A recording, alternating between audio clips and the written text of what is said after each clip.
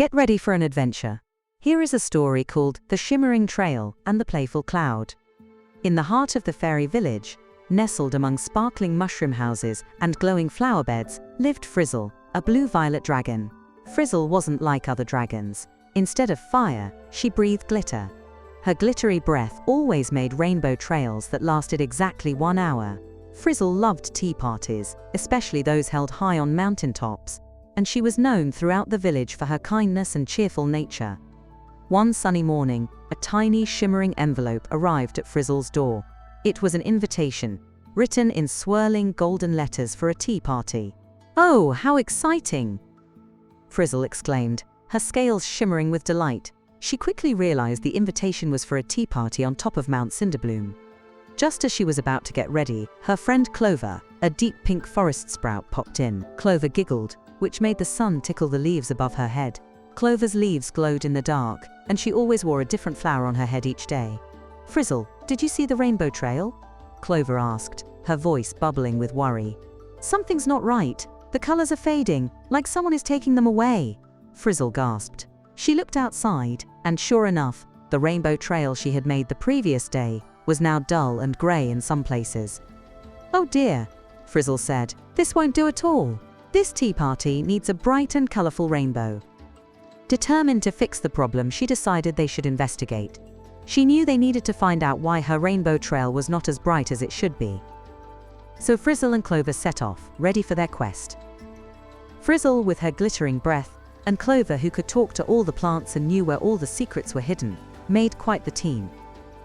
Their first stop was at the home of Luna, a wise old owl. Luna had seen everything from her treetop perch. They found her perched on a branch of the oldest tree in the village, wearing tiny spectacles. "Hoo-hoo!"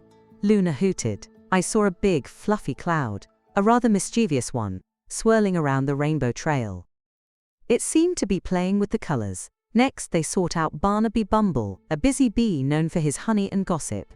Barnaby buzzed around them excitedly. "Buzz! Buzz! The cloud! Yes, I saw the cloud. It was trying to catch all the beautiful colors of the rainbow." "Buzz! Buzz!" he exclaimed, nearly dropping a jar of honey. Following Barnaby's directions, Frizzle and Clover followed the trail, deeper into the whispering woods. As they walked, Clover used her special ability to talk to the plants. "The flowers say the cloud is grumpy because it doesn't like rainbows," Clover told Frizzle, her voice soft but clear. "They say it wants to make everything gray." They soon arrived at a clearing. There, swirling above them, was a big gray cloud. It wasn't just any cloud. This one had a grumpy face etched in its puffy form. It was sucking up the colors from the rainbow trail, making it fade away. "HMPH.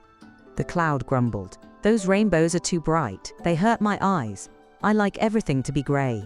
"Excuse me, Mr. Cloud," Frizzle said bravely, her scales beginning to change color from blue-violet to a worried yellow. "But the rainbow is beautiful, and it makes everyone happy. It gives the world joy." The cloud just scoffed. "Joy is overrated." It boomed, and then it tried to suck the color out of Frizzle's scales. But Frizzle stood firm. "We won't let you," Clover declared, her pink leaves beginning to glow with determination. "We need to fix the rainbow, and we need you to stop." Frizzle took a deep breath, and with all her might, she blew a stream of glitter at the cloud. Instead of hurting it, the glitter tickled the cloud.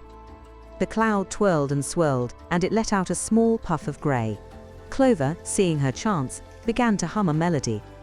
The plants in the clearing started to sing along, creating a sweet, calming tune. The music and the glitter seemed to slowly lift the cloud's mood. "Stop it," the cloud said, but his voice was less grumpy and more playful. Slowly, the cloud began to realize how much joy the rainbow brought to others. The glitter, the song, the kindness of Frizzle and Clover all worked to change the cloud's mind. The cloud softened, its edges becoming less harsh, and its face now showed a hint of a smile. The cloud, no longer wanting to be grumpy, released all the colors it had taken.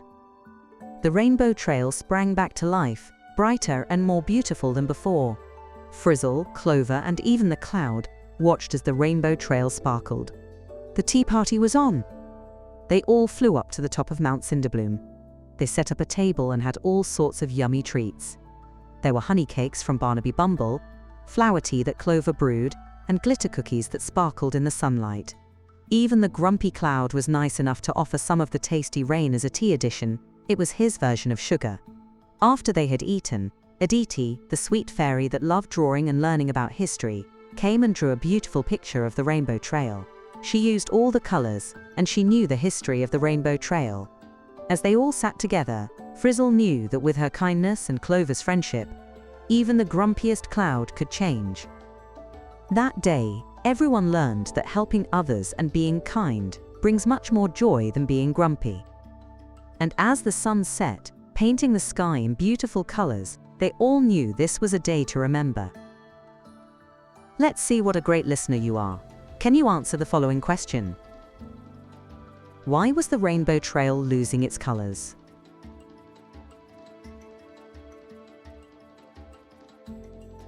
Let's see how you did. The answer is, the rainbow trail was losing its colors because a grumpy cloud was stealing them. You did a great job. I hope you enjoyed this story, Pie Tale. I'll see you next time.